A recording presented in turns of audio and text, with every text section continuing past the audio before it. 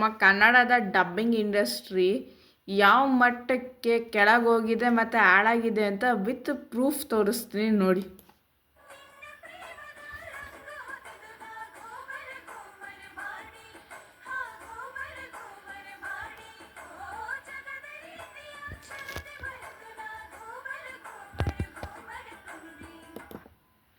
ಇದು ಗೂಮರ್ ಮಾಡಿ ಅಂತೆ.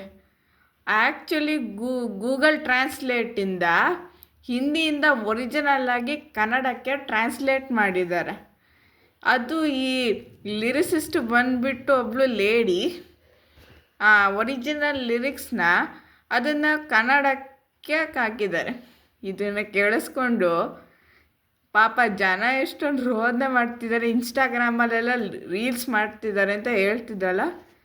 ನೆಕ್ಸ್ಟು ಕೇಳಿದ್ಮೇಲೆ ಇದೇ ಸಾಂಗ್ ಕೇಳಬೇಕು ಅನ್ನಿಸ್ತೈತಿ, ನೋಡ್ತೀನಿ.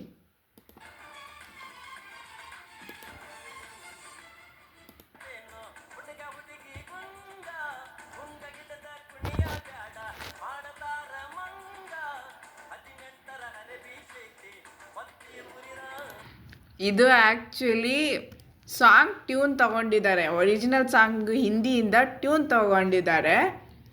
ಆದರೆ ಕನ್ನಡಕ್ಕೆ ಒಂದು ಉತ್ತರ ಕರ್ನಾಟಕದೊಂದು ಫೋಕ್ ತೊಗೊಂಡಿದ್ದಾರೆ.